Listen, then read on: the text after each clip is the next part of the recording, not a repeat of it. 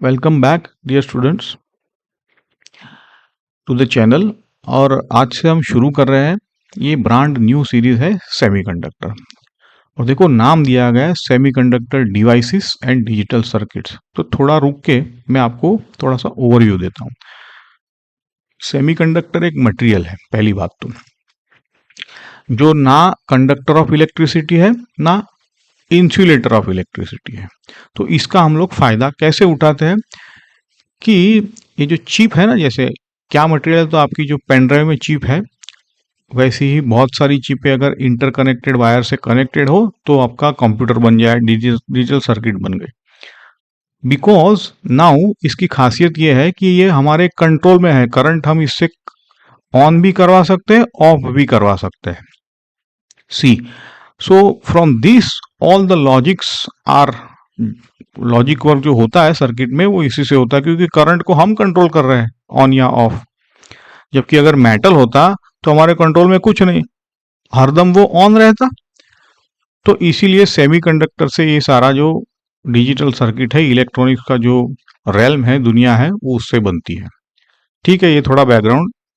दूसरा, as long as your 12th का, JEE का और बोर्ड का सिलेबस है, बहुत सारी चीज़ें अप्लाइड निकल गई है, तो बचा है सिर्फ बेसिक। और बेसिक के तो आप समझ लो मार्क गारंटीड है, तो हम तो ध्यान से इसको समझते जाएंगे। और दूसरी चीज़ कि यहाँ पे सिर्फ और सिर्फ 4 लेक्चर में ये पूरी सीरीज जो है वो हम कवर कर लेंगे, क्योंकि as I said the syllabus is already truncated. But nevertheless conceptually ये चैप्टर बहुत ही ब्यूटीफुल है ना। जैसे अगेन आई रिपीट, आपके मोबाइल के अंदर, फ़ोन के अंदर या कंप्यूटर के अंदर हर चीज़ इसी फिजिक्स पर बेस्ड है। ठीक है, तो बहुत ही इंटरेस्टिंग और अच्छी तरह से हम समझने वाले हैं। तो वीडियो को लाइक कर दीजिए, चैनल को भी सब्सक्राइब कर दीजिए और शुरू करते हैं। आप उम्मीद है कि पूरा लेक्चर मेरे साथ साथ पॉज करते हुए ध्यान से सुनेंगे। ओके, तो देखो रोड मैप क्या है, हम क्या क्या पढ़ने वाले हैं। पहले तो है इंट्रोडक्शन टू इलेक्ट्रॉनिक्स, इलेक्ट्रॉनिक्स होता क्या है। फिर आता है इस लेक्चर का हार्ट, जो फिजिक्स है ना इस चिप का, वो बैंड थियरी पे बेस्ड है, तो वो बैंड थियरी ऑफ सॉलिड्स पढ़ेंगे। उसके बाद है वैलेंस बैंड, कंडक्शन बैंड और फॉरबिडन एनर्जी गैप, ये सारी चीजें। फिर बैंड थियरी से हम समझेंगे कि कंडक्टर, इंसुलेटर और सेमीकंडक्टर में फर्क क्या है ना। उसके बाद करंट कैरियर्स, इलेक्ट्रॉन और होल। होल का कॉन्सेप्ट है बहुत ही इंटरेस्टिंग है, ध्यान से सुनना, ये बहुत मशक्कत से आया है। फिर होता है इंट्रिंसिक सेमीकंडक्टर, फिर होता है डोपिंग, और लास्ट में N type, P type semiconductor. बीच बीच में हमने न्यूमेरिकल भी सॉल्व किए हैं, ताकि ये जो थियरी है आप अप्लाई करो, और ये न्यूमेरिकल सारे एग्जाम में पूछे जाते हैं। ठीक है, एग्जाम बेस्ड ही है पैटर्न सारी। तो रेडी हो तो लेट्स बिगिन। ध्यान से आप सुनते जाओ इसको। तो सबसे पहला क्वेश्चन तो ये आता है कि भाई इलेक्ट्रॉनिक्स है क्या चीज। इलेक्ट्रॉनिक्स वो डिसिप्लिन है जो इलेक्ट्रॉन्स के फ्लो से डील करती है ना। वैक्यूम में, गैस में, और सबसे इंपॉर्टेंट है हम सेमीकंडक्टर्स में। शुरुआत में वैक्यूम में और गैस में शुरू होता था, लेकिन जब से ये सेमीकंडक्टर मतलब सॉलिड स्टेट, मतलब हार्ड कोर मटेरियल, तो अब तो सेमीकंडक्टर ही है। अच्छा, अब ये इलेक्ट्रॉनिक डिवाइसेस क्या करते हैं। सिंपल सी बात, ये इलेक्ट्रिक करंट के फ्लो को कंट्रोल करते हैं, जैसे मैंने कहा, दो कामों के लिए, इंफॉर्मेशन प्रोसेसिंग और सिस्टम कंट्रोल। समझ रहे हो बात को। सबसे फेमस एग्जांपल है ट्रांजिस्टर और डायोड। होपफुली थोड़ा सा आगे के लेक्चर्स में ट्रांजिस्टर तो नहीं, लेकिन डायोड के तो हम डिटेल में पढ़ने ही वाले हैं। और एक बड़ी बात, ये डिवाइसेस बहुत छोटे होते हैं और इनको एक साथ पैकेज करके ही बनते हैं इंटीग्रेटेड सर्किट्स, जैसे मैंने कहा ना, छोटी छोटी चिप्स अगर वायर्ड, और इसको आईसी भी कहते हैं। यही मिनिएचराइजेशन है मॉडर्न इलेक्ट्रॉनिक्स का बूम असली रीजन है। और भी छोटा छोटा होता गया सब चीजें। आज आपके फोन में बिलियंस ऑफ चिप्स ट्रांजिस्टर्स है ना, मतलब एक चिप में भी बिलियंस ऑफ। अच्छा, अब इससे ज्यादा छोटा क्यों नहीं होता? हीट की वजह से कुछ तो है, और इलेक्ट्रॉन टनलिंग की वजह से। अच्छी, ठीक है, सिर्फ आपको इंफॉर्मेशन के लिए बताया, नहीं तो ये लोग और भी छोटा कर सकते थे। चलो अब हम बेसिक पे आते हैं, हमारी काम की चीजों पे। इलेक्ट्रिकल कंडक्टिविटी जो है, उसके बेसिस पे हम मटेरियल्स को तीन कैटेगरीज में बांट देते हैं। पहली कैटेगरी है कंडक्टर्स, ये तो आपको पता ही है, बहुत ही अच्छे कंडक्टर्स है, गोल्ड, कॉपर, सिल्वर, बाकी सारे मेटल। दूसरा है इंसुलेटर, ये बहुत पुअर कंडक्टर होते हैं, जैसे वुड हो गया, आपको पता है ना, ये सब डायमंड का। तीसरा है जो हमारा आज का हीरो है, सेमीकंडक्टर। जैसे मैंने कहा, इनकी कंडक्टिविटी इन दोनों के बीच है, कंडक्टर और इंसुलेटर। तो सबसे इंपॉर्टेंट आप एग्जांपल ये लेके चलना, मतलब जो चलता है, सिलिकॉन और जर्मेनियम, और यही एग्जाम में भी बार बार आएंगे। सोचने वाली बात यह है कि ऐसा होता क्यों कॉपर कंडक्ट करता है, डायमंड नहीं करता है ना। अब हम इसको देखो, अब हम इसको समझेंगे। और सिलिकॉन बीच में लटका हुआ है, क्यों? तो यही मैंने कहा कि इसका जवाब आज का modern science band theory of solid के बेस पे देता है। तो चलो समझते हैं कि ये बैंड थियरी होता क्या है। तो देखो, यहां से लेक्चर की फाउंडेशन है ये स्लाइड भी, ध्यान से सुनो। जब एटम आइसोलेटेड होता है, अकेला, फ्री, आपने बोर मॉडल में पढ़ा है, तो उसके पास, मतलब उसके इलेक्ट्रॉन के पास वेल डिफाइंड एनर्जी लेवल्स होते हैं कि नहीं होते हैं, है ना। उसको हम 1s 2s 2p, पर वो आपको पता है बिल्कुल शार्प लाइन, जैसे हाइड्रोजन एटम में आपने देखा था कि नहीं, 10.2 वगैरह, पहले दो गैप था, तो वो लाइंस थी ना, वही तो एनर्जी लाइंस थी। देखो ये आपको दिख रहा है, जैसे लेफ्ट साइड में स्लाइड के, है ना, 2p 2s एनर्जी है। ये लाइन एनर्जी दिखा रहे थे, आइसोलेटेड का देखो पहले। अब क्रिस्टल में क्या होता है? क्रिस्टल में तो ऐसा है कि कोई एक एटम तो होता नहीं, 10⁻24 एटम होते हैं। तो क्या होता है कि हर एटम अपने नेबर से घिरा हुआ है, जुड़ा हुआ है, और यही है कि आसपास में जो इलेक्ट्रिक फील्ड है ना, एक दूसरे के इलेक्ट्रॉन की, क्योंकि इलेक्ट्रॉन की, तो वो इंटरेक्ट करते हैं, ओवरलैप होते हैं। तो इसी इंटरेक्शन की वजह से एनर्जी लेवल्स जो है वो लाइन में नहीं रहते। अब कैसे रहेंगे आप बताओ? तो वो मॉडिफाई हो जाते हैं, ठीक है। अब एक इंपॉर्टेंट बात, ये मॉडिफिकेशन कहाँ ज्यादा होती है? इनर शेल के इलेक्ट्रॉन्स के लिए तो मॉडिफिकेशन कैसे होगी? निग्लिजिबल होगी। क्यों? क्योंकि वो न्यूक्लियस के पास है, प्रोटेक्टेड है, बाहर के इलेक्ट्रॉन का इफेक्ट उस तक नहीं पहुंचता है, समझे। लेकिन जो आउटर मोस्ट शेल्स इलेक्ट्रॉन है, मतलब ऑर्बिट में जो दूर है, उनकी जो अब ये लाइन की मॉडिफिकेशन है एनर्जी की, वो कंसिडरेबल होती है ना। क्यों?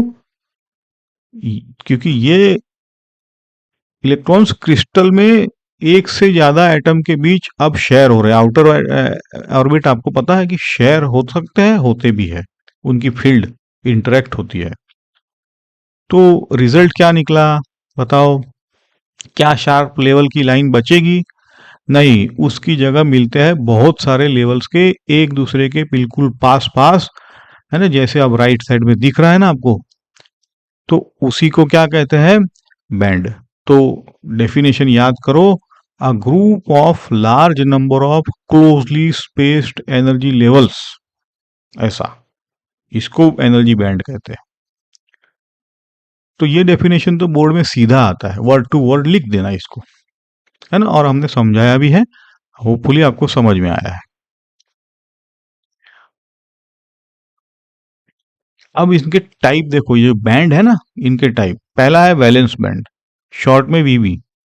डेफिनेशन देखो, वैलेंस इलेक्ट्रॉन को कंटेन करने वाले एनर्जी लेवल से जो बैंड बनता है उसी को कहेंगे हम वैलेंस बैंड। अब देखो 0 केल्विन पर क्या होता है, इलेक्ट्रॉन्स वैलेंस बैंड के लेवल के नीचे से ऊपर की तरफ फील करना स्टार्ट करते हैं, मतलब लोवेस्ट लेवल से ऊपर। और यहां पर आता है बहुत इंपॉर्टेंट टर्म, फर्मी लेवल, है ना। अब देखो ये एनर्जी का खेल है सारा, सुनो ध्यान से। 0 केल्विन पर वैलेंस बैंड में इलेक्ट्रॉन जो हाईएस्ट एनर्जी ऑक्यूपाई कर सकता है, समझो, उसको फर्मी लेवल कहते हैं।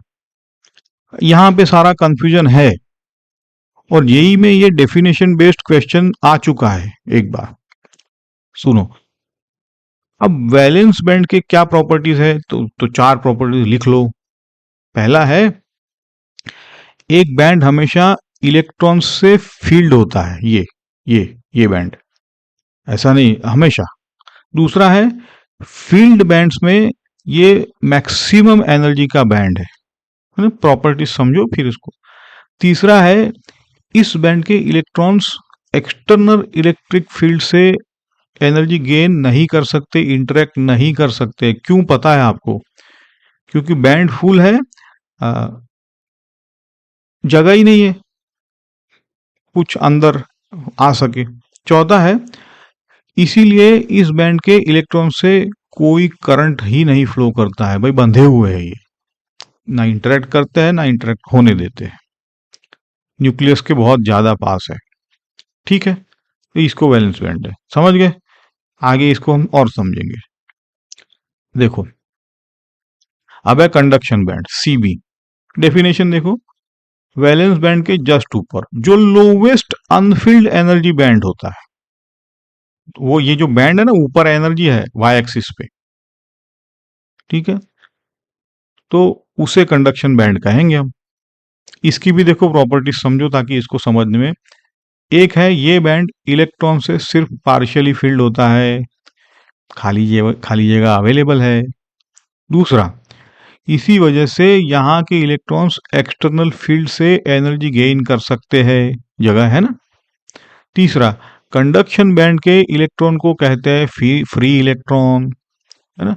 ये फ्री इसलिए है क्योंकि सॉलिड के पूरे वॉल्यूम में कहीं भी घूम सकते हैं, जैसे रूम में मॉलिक्यूल कहीं भी घूम सकता है, वैसे ही ये सॉलिड के सरफेस के ऊपर पूरे कहीं भी घूम सकते हैं। चौथा, इन्हीं इलेक्ट्रॉन की वजह से तो करंट फ्लो होता है, क्योंकि ये घूमते हैं तो करंट कंडक्ट कराएंगे। तो एक लाइन में ये याद रखो, वैलेंस बैंड मतलब पार्क्ड कार्स, है ना, इन फुल पार्किंग लॉट, कोई हिल नहीं सकता। कंडक्शन बैंड में ओपन हाईवे, गाड़ी भगाओ, ऐसा समझे। इसको अब आप जैसे जैसे आगे बढ़ेंगे समझते जाएंगे। अब इंपॉर्टेंट चीज आएगी आपकी, ये जो एनर्जी गैप है, फॉरबिडन बोलते हैं इसको, ईजी। फॉरबिडन मतलब कोई नॉट अलाउड इन बिटवीन। पहले तो फॉर्मूला देखो, सीबी मिनिमम माइनस वीबी मैक्सिमम, ऑब्वियस है देखो, यानी कंडक्शन बैंड का बॉटम माइनस वैलेंस बैंड का टॉप। इस बीच के रीजन जो है जहां कोई एनर्जी अलाउड है ही नहीं, इसके 3 पॉइंट्स है। फॉरबिडन गैप में कोई इलेक्ट्रॉन प्रेजेंट नहीं होता, फॉरबिडन का नाम ही है, यही तो नेचर, मतलब नेचर ने सेट किया हुआ है ऐसे, या तो नीचे रहेगा या तो ऊपर चला जाएगा, है ना, नाम नाम ही फॉरबिडन है। दूसरा क्या है कि इसी गैप की विड्थ जो है वो सब्सटेंस की नेचर पर डिपेंड करेगा, है ना। ऐसा सिलिकॉन का अलग होगा, जर्मेनियम का अलग, कॉपर का अलग, देखते हैं वो। तो यही विड्थ डिसाइड करती है कि क्या मटेरियल कंडक्ट करेगा या नहीं करेगा, या इंसुलेटर है या सेमीकंडक्टर है, समझे। ये ईजी से डिसाइड होता है, देखते हैं आगे बढ़। ईजी मतलब एनर्जी लेवल होता है। एक है तो सेमीकंडक्टर, एक ईवी। आगे बढ़ते हैं, तीसरा है जेई के लिए बहुत ही ट्रिकी पॉइंट है। टेम्परेचर बढ़ने पर फॉरबिडन जो गैप है थोड़ा सा डिक्रीज करता है, वेरी स्लाइटली बट डिक्रीज करता है। तो ये जेई के लिए एसर्शन रीजन में पूछा जा चुका है। ओके, चलो अब आगे बढ़ते हैं। अब देखो टेम्परेचर का खेल। 0 केल्विन पर फर्मी लेवल और उससे नीचे के सारे लेवल्स कंप्लीटली ऑक्यूपाइड है, जैसे कहा है ना। सब इलेक्ट्रॉन अपनी अपनी सीट पर बैठे हैं, पार्किंग लॉट फुल, बिल्कुल शांत। जैसे ही टेम्परेचर बढ़ता है तो अब तो ये इलेक्ट्रॉन्स एनर्जी गेन करेंगे, एक्साइटेड हो जाएंगे, थर्मल एनर्जी। और एक्साइटेड इलेक्ट्रॉन्स क्या करता है, हायर एनर्जी लेवल में चला जाता है जंप करके।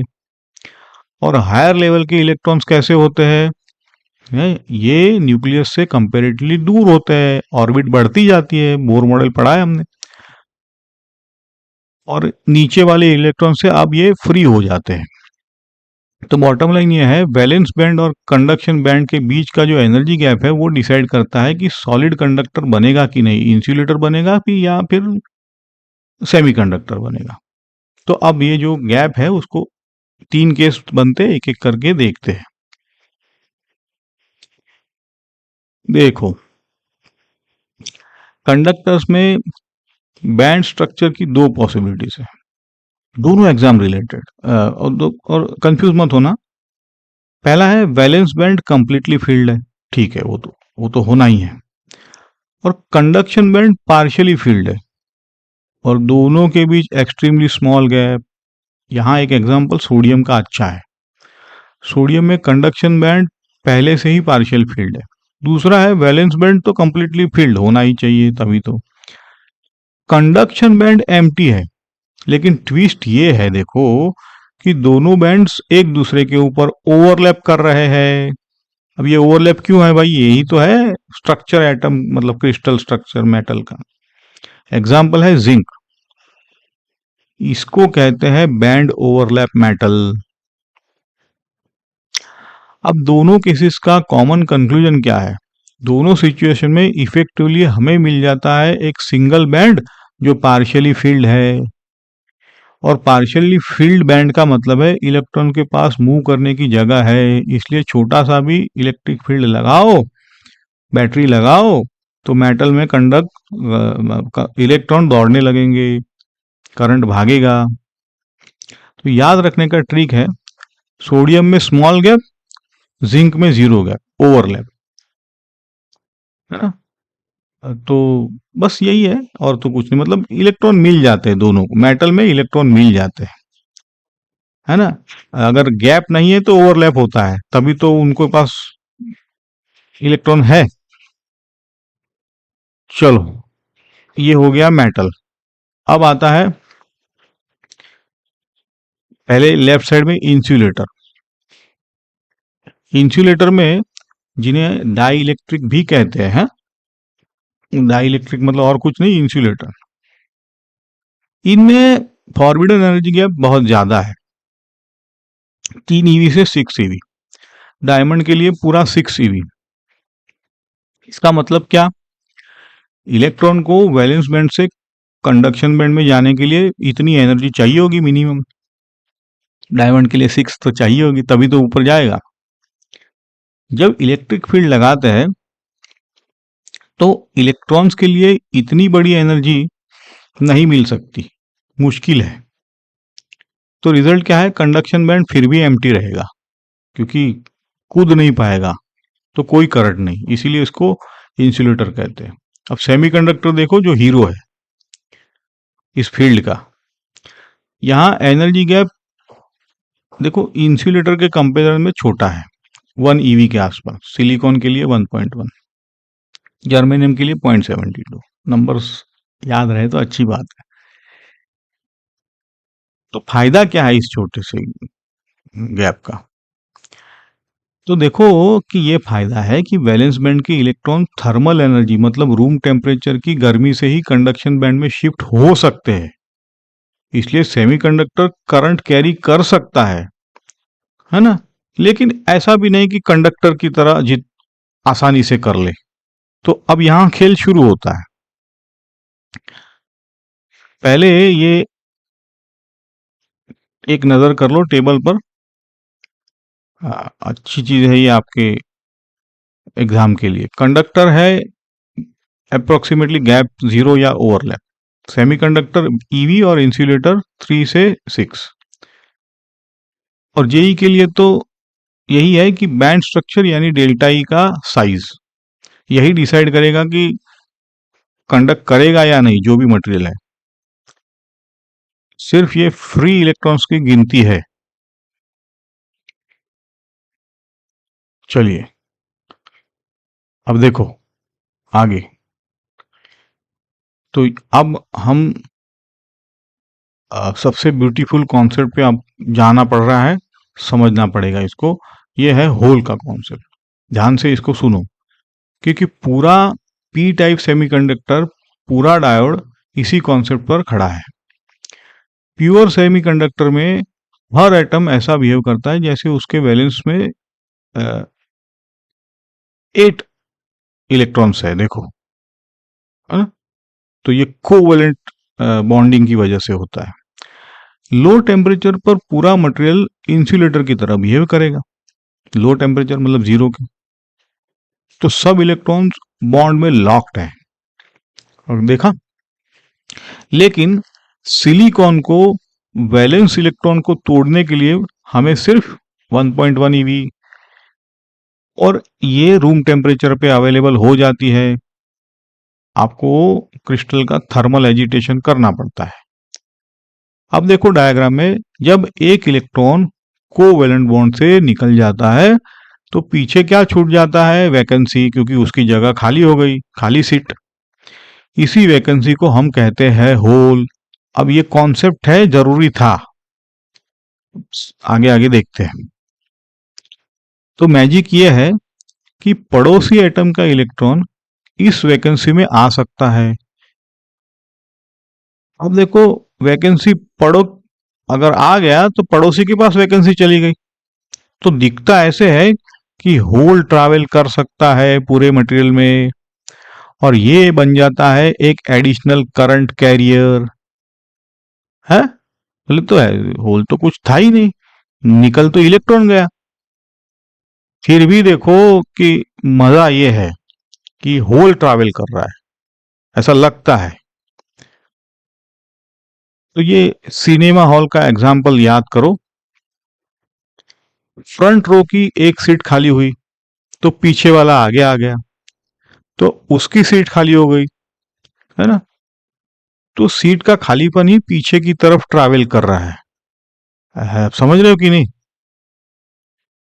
देखो लोग तो आगे जा रहे हैं, लेकिन जो खालीपन है वो पीछे जा रहा है।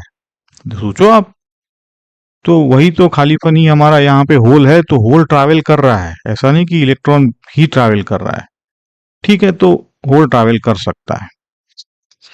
जैसे पानी का एग्जांपल ले लो, अगर पानी में एयर बबल ट्रैप है तो एयर बबल ऊपर की तरफ जाता है कि नहीं? एक्चुअली वो एयर बबल पानी नीचे जा रहा है ग्रेविटी की वजह से। एनीवेज, तो होल भी ट्रैवल करता है। ओके, इसी बात को पक्का कर लेते हैं कि भाई ये पॉजिटिव चार्ज कैरियर हुआ कैसे, है ना। क्योंकि कुछ था ही नहीं, इलेक्ट्रॉन निकल गया। तो देखो, जब एक इलेक्ट्रॉन किसी दूसरे कोवेलेंट बॉन्ड से आकर होल को फिल कर देता है तो होल उस बॉन्ड में क्रिएट हो जाता है। समझ गए? जहां से निकला।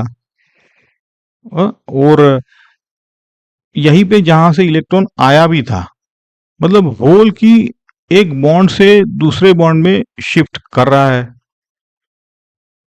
ठीक है, ये भी अब नोटिस क्या करो, होल का मूवमेंट इलेक्ट्रॉन के मूवमेंट के अपोजिट डायरेक्शन में है। अग्रीड? इलेक्ट्रॉन लेफ्ट गया तो होल राइट गया, इसलिए होल एक पॉजिटिव चार्ज कैरियर की तरह बिहेव कर रहा है। कैन वी नॉट से लाइक दैट? क्योंकि इलेक्ट्रॉन नेगेटिव है, वहां से निकल गया तो नेगेटिव कम हुआ, तो कह नहीं सकते कि पॉजिटिव ज्यादा हुआ। अब इलेक्ट्रिक फील्ड लगाओ तो क्या होगा?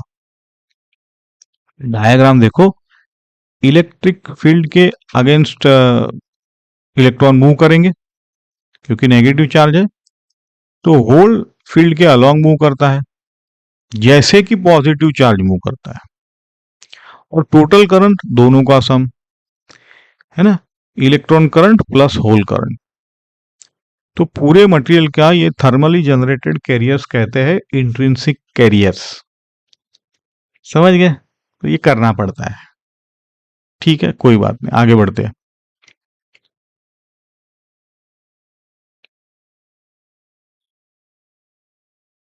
अब देखो, ये होल के बारे में चीजें हैं थोड़ी सी, एग्जाम रेडी पॉइंट है ना, मतलब सीधा एमसीक्यू में।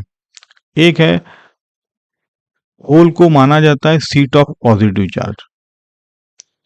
चीज ये बड़ी डेप्थ वाली है, लेकिन फिर भी हम तो, और इसी चार्ज का मैग्नीट्यूड इलेक्ट्रॉन चार्ज के बराबर होता है, यानी ई बोल दो इसको। दूसरा है, होल एक वर्चुअल चार्ज है ना, उस पर कोई फिजिकल तो चार्ज है नहीं, वो सिर्फ एक वैकेंसी है, लेकिन बिहेव पॉजिटिव की तरह करता है, कराना पड़ता है हमको। तीसरा है, होल का इफेक्टिव मास इलेक्ट्रॉन से ज्यादा होता है। इसके डिटेल में नहीं जाएंगे, लेकिन ये पूछा जाता है। चौथा, और इसी वजह से होल की मोबिलिटी इलेक्ट्रॉन से कम होती है। मोबिलिटी मतलब आसानी से घूम नहीं पाता है, वो हैवी है इलेक्ट्रॉन से, धीरे धीरे चलता है ऐसा। तो hole is heavy, slow and fake positive, ऐसा ज्यादा मास मतलब स्लो मोबिलिटी, वर्चुअल है लेकिन पॉजिटिव है। ठीक है, तो ये सारा कॉन्सेप्ट होल का हमने समझ लिया ऊपर ऊपर से। एनीवेज, थोड़ा बहुत तो इनफ है, इतना। आगे बढ़ते हैं। पहला न्यूमेरिकल है, जेई लेवल का क्लासिक है। क्वेश्चन देखो, जर्मेनियम में वो इलेक्ट्रॉन पेयर क्रिएट करने के लिए रेडिएशन की वेवलेंथ क्या होती है? तो देखो, जर्मेनियम का हमें तो पता है कि बैंड गैप कितना है, 0.72। तो सोचो, पेयर क्रिएट करने के लिए फोटोन को कम से कम ईजी जितनी एनर्जी तो देनी पड़ेगी, तभी तो वैलेंस से निकलेगा इलेक्ट्रॉन, तो वहां पे होल बनेगा, तो इलेक्ट्रॉन होल पेयर कहते हैं इसे। आपको तो पता है फोटोन की एनर्जी hc/λ, तो लॉजिक लगाओ, वेवलेंथ जितनी लंबी एनर्जी उतनी कम, तो मैक्सिमम वेवलेंथ वो हो जाएगी जहां फोटोन की एनर्जी ईजी के बराबर रख दो भाई। तो यहां से लैम्बडा आपका hc/eg, वैल्यूज डालो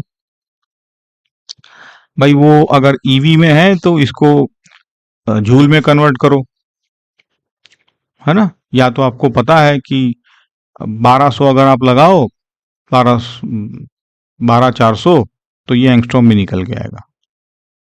ठीक है, तो ऐसे आप कैलकुलेट कर सकते हो। तो कॉन्सेप्ट बाइट क्या है, इससे लंबी वेवलेंथ का अगर फोटोन हुआ तो क्या होगा, एनर्जी कम पड़ेगी, तो इलेक्ट्रॉन गैप जो है वो क्रॉस नहीं कर पाएगा, तो पैर क्रिएट नहीं होगी ना, इसलिए मैक्सिमम वेवलेंथ है ये जो है। ठीक है, चलो आगे दूसरा देखते हैं।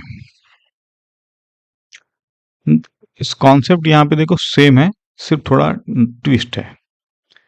एक सेमीकंडक्टर में acceptor energy levels valence band से 54 मिली इलेक्ट्रॉन वोल्ट ऊपर है। अच्छा, होल क्रिएट करने के लिए रेडिएशन की मैक्सिमम वेवलेंथ क्या होगी? तो आइडिया क्या है, यहाँ पे पॉज करो, सोचो। की आइडिया ये है, देखो, होल क्रिएट करने के लिए एनर्जी हमें चाहिए होती है वैलेंस बैंड से एक्सेप्टर लेवल तक, है ना, जो ऊपर उठाता है वही, उठाने की एनर्जी। तो E54 मिली इलेक्ट्रॉन वोल्ट है। तो मिली मतलब उसको आप जूल में आप आई होप कि आप कर सकते हो। पहले 10⁻³ मतलब इलेक्ट्रॉन वोल्ट, फिर ईवी को जूल में कन्वर्ट कर दिया, फिर लगाओ लैम्बडा इक्वल टू hc/E ऐसे। तो यहाँ पे ऑब्जर्वेशन क्या है, देखो आंसर आपका आया है जो भी है 10⁻⁻5 मीटर। तो रूम टेम्परेचर, आपकी जो रूम टेम्परेचर पर थर्मल एनर्जी होती है ना, केबीटी होती है, ये ऑब्जर्व करो कि 26 MeV होती है। एक्सेप्टर लेवल सिर्फ 54 MeV पर है, मतलब थर्मल एनर्जी से ही काम बन सकता है और बनता भी है। इसीलिए डोपिंग रूम टेम्परेचर पर इतनी इफेक्टिव है ना। देखो ये नंबर से पता चलता है, और ये पॉइंट आगे भी काम आएगा। अच्छा, अब भाई इंट्रिंसिक सेमीकंडक्टर क्या है, पहले डेफिनेशन देखो, फॉर्मल। जो सेमीकंडक्टर इम्प्यूरिटी से फ्री है, बिल्कुल प्योर, जो भी है प्योरिटी, उससे इंट्रिंसिक या मतलब आई टाइप भी उसे कह सकते हो आप, ठीक है। इसमें सिर्फ आपने जैसे हमने नहीं देखा, थर्मली एजिटेशन की वजह से ही करंट हो सकता है और कुछ नहीं, थर्मल एजिटेशन तो होता ही है। तो जीई और सिलिकॉन सबसे वाइडली यूज सेमीकंडक्टर है, क्योंकि सिलिकॉन तो बहुत अवेलेबल है चीपली। तो और इन दोनों के पास ना 4 वैलेंस इलेक्ट्रॉन्स है। तो क्रिस्टल में हर एटम अपने 4 इलेक्ट्रॉन्स को पड़ोसी एटम के साथ पैर करके कोविलेंट बॉन्ड, जैसे हमने देखा, बनाता है। डायग्राम में देखो, हर बैंड्स पर 2 डॉट, सब कुछ लॉक्ड है। तो आइडियल क्रिस्टल में 0 केल्विन पर कोई फ्री इलेक्ट्रॉन नहीं है। 0 पे मतलब टेम्परेचर कम हो तो कंडक्टिविटी 0, रूम टेम्परेचर पे माइनर करंट करेगा कैरी। लेकिन एक्सपेरिमेंटली एक इंटरेस्टिंग चीज दिखती है, प्योर सेमीकंडक्टर की कंडक्टिविटी आप देखकर टेम्परेचर के साथ बढ़ जाती है, और यही तो है मेटल से अपोजिट डिस्टिंक्शन, क्योंकि मेटल्स की कंडक्टिविटी घट जाती है। तो ये जेई में अक्सर पूछा जाता है। इसको ना आप अभी तो समझ लो कि सेमीकंडक्टर में टेम्परेचर के साथ बढ़ती है, जबकि ये मेटल में ये घटती है। समझेंगे क्यों आगे आगे, हा? अभी तो सिर्फ बताया आपको पॉइंट। देखो, अब इंट्रिंसिक सेमीकंडक्टर का ये मास्टर इक्वेशन है, n e naught equal to n h naught equal to n i. Thermal equilibrium में इलेक्ट्रॉन्स और होल्स की ये जो कॉन्सेंट्रेशन है एन, मतलब वो बराबर है।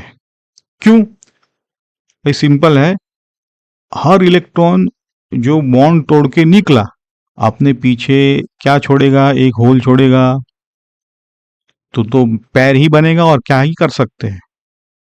समझ गए कि नहीं?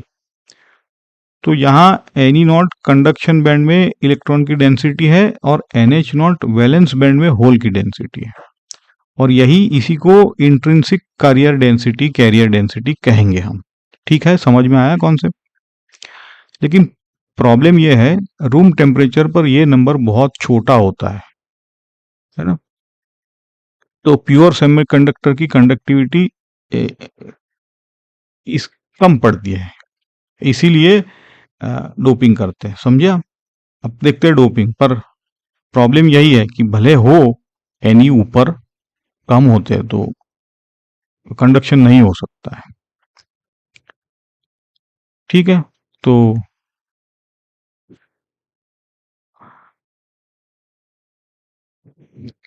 डोपिंग अब समझते हैं क्या है। तो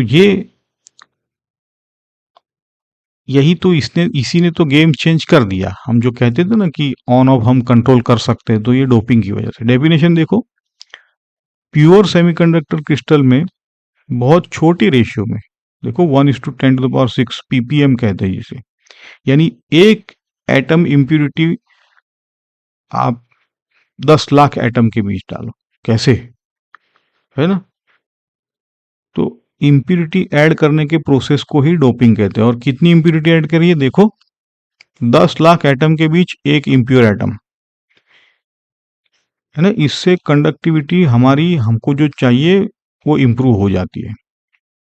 अब इम्प्यूरिटी दो तरह की होती है, ट्राइवैलेंट इम्प्यूरिटी, मतलब जिनके पास 3 वैलेंस इलेक्ट्रॉन है ना। बहुत एग्जाम्पल है, एल्यूमिनियम, बोरॉन, गैलियम, इंडियम। ये एटम्स फ्री इलेक्ट्रॉन्स प्रोड्यूस नहीं करते, बल्कि सेमीकंडक्टर से इलेक्ट्रॉन एक्सेप्ट कर लेंगे, क्योंकि इनके पास 3 है जबकि उनके पास 4 है, इसलिए इन्हें कहते हैं एक्सेप्टर इम्प्यूरिटी एटम्स। दूसरा है पेंटावेलेंट, जिनके पास 5 वैलेंस इलेक्ट्रॉन है ना। फोस्फोरस तो बेस्ट एग्जाम्पल है, आर्सेनिक और एंटीमोनी में। ये एक्सेस फ्री इलेक्ट्रॉन्स कर सकते हैं, क्योंकि इनके पास 5 है जबकि बेस मेटल में 4 ही बैठे हैं। तो ये बेस मेटल को, मतलब सेमीकंडक्टर को डोनेट करते हैं, कर सकते हैं, 5 है तो, इसीलिए उनको डोनर कहा गया है। तो फंडा याद रखने का ऐसा है कि पेंटा मतलब 5 डोनर, ट्राई मतलब 3 एक्सेप्टर लेता है। और जब इम्प्यूरिटी ऐड हो गई तो कंडक्टिविटी अब मेनली इम्प्यूरिटी की वजह से है ना। तो अब ये जो इम्प्योर है उसको कहेंगे एक्सट्रिंसिक सेमीकंडक्टर। 2 टाइप है इसके, एन टाइप और पी टाइप, और ये कैसे कंडक्ट कराता है वो भी देखते हैं। पहले समझते हैं एन टाइप पी टाइप। तो देखो सबसे पहले एन टाइप है। एन टाइप बनाने के लिए जो प्योर जी या सिलिकॉन में पेंटावोलेंट है ना, छोटी सी अमाउंट, कितनी अमाउंट आपको पता है ना, फॉस्फोरस या आर्सेनिक या एंटीमोनी। अब डायग्राम देखो, आर्सेनिक के पास 5 है, तो इनमें से 4 इलेक्ट्रॉन जी के पास दे दिया, जर्मनियम, तो कोवैलेंट बॉन्ड बना लिया। लेकिन 5वां इलेक्ट्रॉन, उसके लिए तो कोई बॉन्ड बचा ही नहीं, तो वो सरप्लस है, एक्स्ट्रा है। और कितने एक्स्ट्रा इलेक्ट्रॉन्स मिलेंगे, जितने आपने एटम्स डाले हैं पेंटावलन, उतने ही तो फ्री इलेक्ट्रॉन हो गए, क्योंकि ये फ्री इम्प्यूरिटी से आया है, इलेक्ट्रॉन बढ़ा कैसे है, ऐसा। तो इसीलिए ये डोनर इम्प्यूरिटी है। 2 और इंपॉर्टेंट बातें हैं यहाँ पे। ये सरप्लस इलेक्ट्रॉन अपने एटम से सिर्फ लूजली बाउंड हो सकते हैं और होते हैं, तो इनको बहुत आसानी से कंडक्शन बैंड में पहुंचाया जा सकता है और पहुंच भी जाते हैं। एमसीक्यू का अलर्ट देखो यहाँ, इस प्रोसेस में डोनर एटम में कोई होल प्रोड्यूस नहीं हो रहा है, समझे कि नहीं, ऐसा है। इलेक्ट्रॉन बॉन्ड तोड़ के निकला ही नहीं है, मतलब वो तो पहले से ही एक्स्ट्रा था, घूम रहा है, ऐसा है। ये इंपॉर्टेंट चीज है।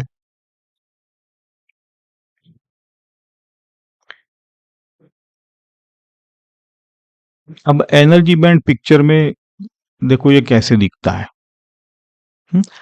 सरप्लस इलेक्ट्रॉन्स की एनर्जी कंडक्शन बैंड के बॉटम से थोड़ा सा ही कम हो जाता है, देखा।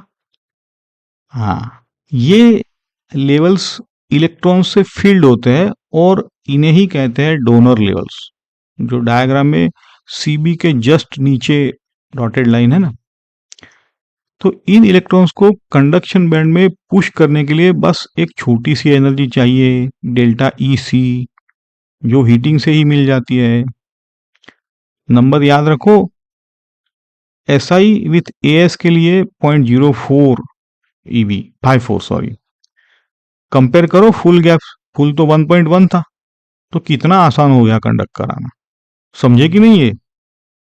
तो कंफ्यूज नहीं होना यहाँ पे।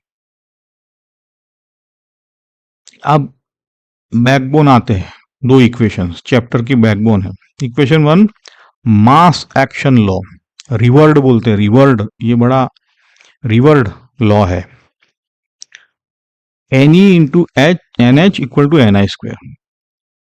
ये हर डोप्ड सेमीकंडक्टर के लिए वैलिड है। प्रोडक्ट हमेशा कांस्टेंट रहेगा, एन आई स्क्वायर। इक्वेशन दूसरा, एन टाइप के लिए हमें पता है n e capital n d, मतलब इसको कैपिटल एन डी का डोनर है ना वो, ये एन एच से ज्यादा है, बहुत ज्यादा है, तो electron density approximately donor atom की डेंसिटी के बराबर है और होल से बहुत ज्यादा है। क्यों? क्योंकि कंडक्टिविटी प्राइमरीली तो इलेक्ट्रॉन से है, नेगेटिव चार्ज की वजह से, है ना, इसीलिए इसको एन टाइप भी बोला जाता है। तो यहाँ पे इलेक्ट्रॉन्स मेजोरिटी कैरियर्स है, होल माइनॉरिटी बन गए, है ना। और यहाँ का जो इलेक्ट्रॉन है वो होल प्रोड्यूस नहीं कर रहा है, वो ऑलरेडी डोनर है। ठीक है, ओके। अब पी टाइप देखो, है ना, इसका मिरर इमेज बन जाए पहले वाले का। पी टाइप के लिए जीईएस लेटाइस में अगर ऐड करो तो ट्राइवेलेंट के लिए बोरोन है, एल्यूमिनियम है।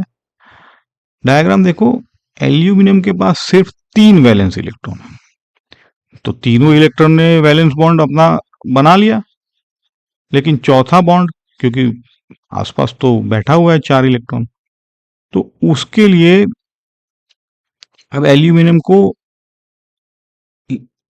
उधार लेना पड़ेगा नियरेस्ट जो भी एटम है वहां से, है ना। और जहां से इलेक्ट्रॉन उधार लिया है वहां क्या बचा, है ना, होल बचा। तो रूल बन गया, हर ट्राइवेलेंट एटम के लिए एक एक्स्ट्रा होल क्रिएट होता है, क्योंकि वो ले लेता है, बॉन्ड तो 4 से ही बन रहा है ना। तो ट्राइवेलेंट एटम को क्रिस्टल के इलेक्ट्रॉन से एक्सेप्ट करने पड़ते हैं, करते हैं, है ना, इसी को इम्प्योरिटी कहलाती है।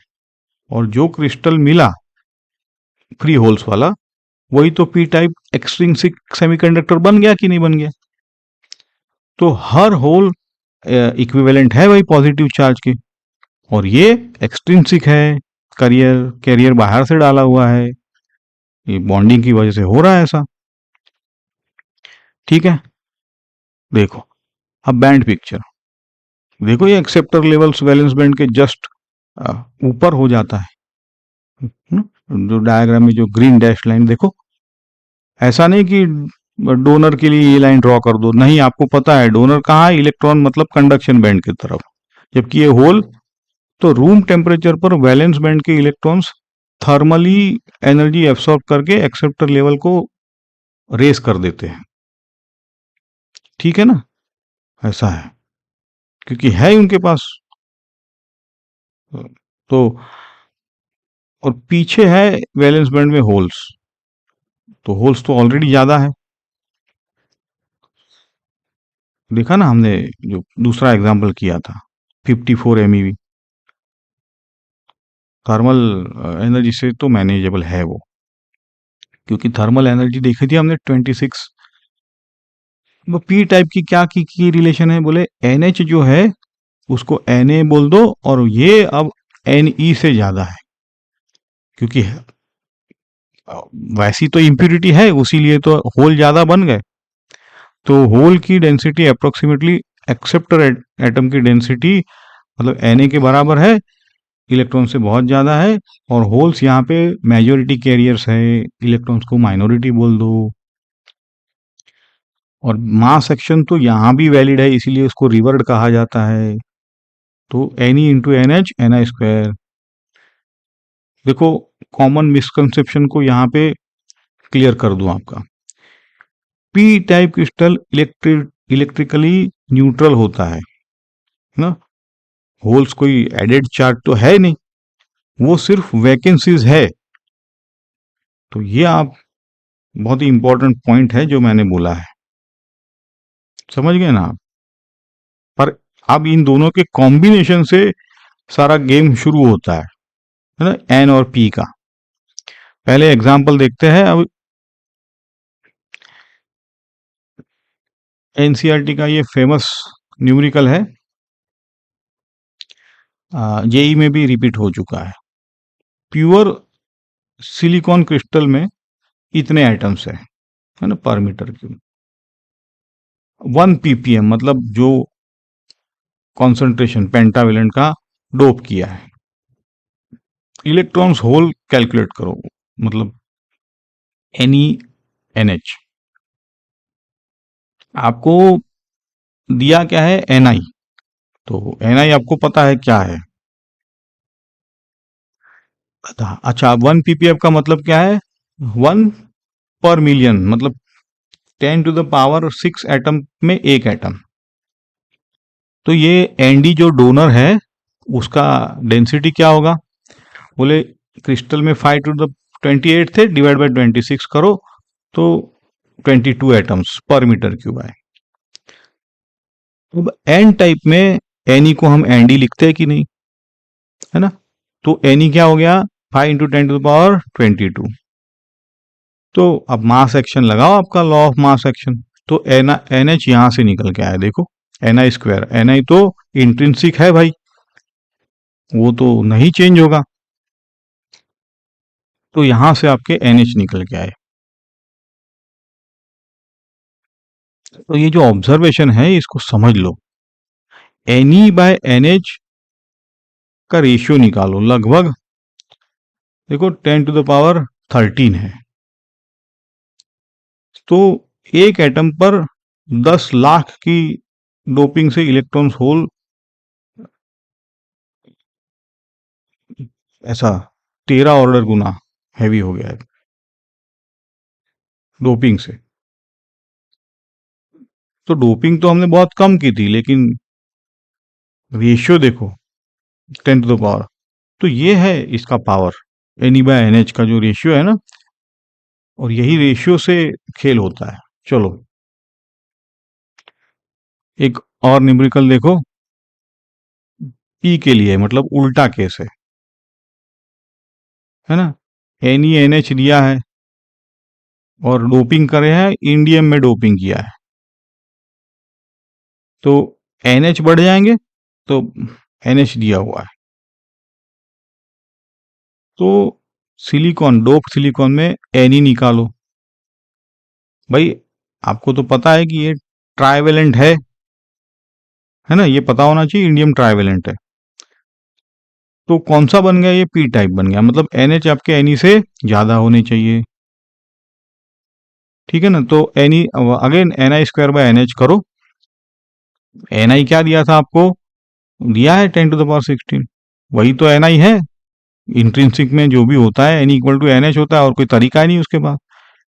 और Ni² लगाओ तो उसका स्क्वायर, तो ये आया है 10⁻9 पर मीटर क्यूब। तो ध्यान दिया, इलेक्ट्रॉन कॉन्सेंट्रेशन 10⁻16 से सीधा 10⁻9 हो गया। तो डोपिंग से इलेक्ट्रॉन कम कैसे हो गए, हाँ? कोई खा गया क्या? तो रीजन ये है कि ये तो पर मीटर क्यूब का गेम है ना भाई, तो एक्स्ट्रा होल ने इलेक्ट्रॉन होल रिकॉम्बिनेशन बढ़ा दिया है। तो जितने ज्यादा होल्स उतने ज्यादा इलेक्ट्रॉन्स उनमें जाकर रिकम्बाइन हो गए, और ये जो प्रोडक्ट है Ne/NH वो हमेशा Ni के फिक्स्ड है, Ni² की। तो ये अगर बढ़ेगा, एक बढ़ेगा तो दूसरा गिरेगा पर मीटर क्यूब।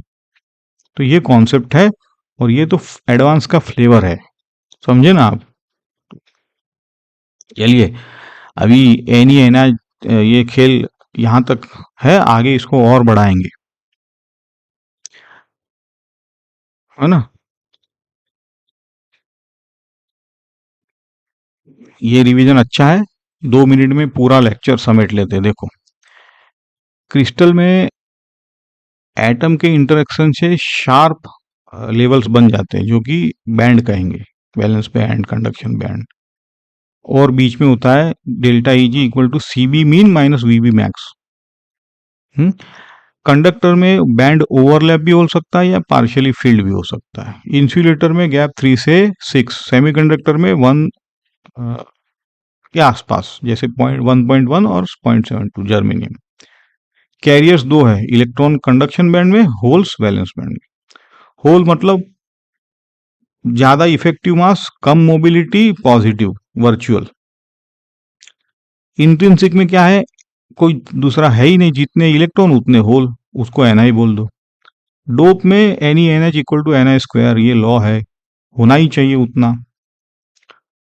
अच्छा, ये अब एन टाइप में मतलब एन ई जो है उनको एन डी बोल दो, ये डोनर है।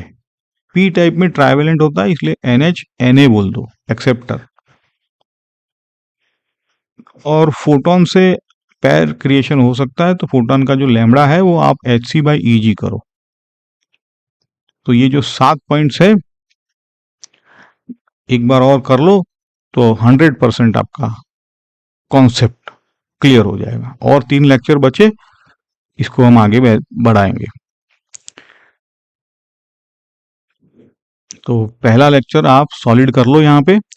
नेक्स्ट लेक्चर में सबसे इंपॉर्टेंट टॉपिक है पी एन जंक्शन, क्योंकि हमने पी देख लिया, एन देख लिया, और अब इनका जो बॉन्डिंग है, मतलब दोनों साथ में कैसे कंट्रोल कर रहे थे। पर पहले इसमें डायनेमिक्स देखना पड़ेगा, डिप्लीशन लेयर कैसे बनती है, बैरियर पोटेंशियल क्या होता है, तो डायोड कैसे काम करता है, यही पीएन जंक्शन। तो इसको हम सब कुछ डिटेल में देखेंगे। तो अगर लेक्चर पसंद आया हो, लाइक करो, शेयर करो, सब्सक्राइब करो, और होमवर्क देखो, चारों जो एग्जाम्पल है अगेन कर लो बिना देखे हो रहे हैं कि नहीं है। ठीक है, मिलते हैं अगले लेक्चर में। Thank you.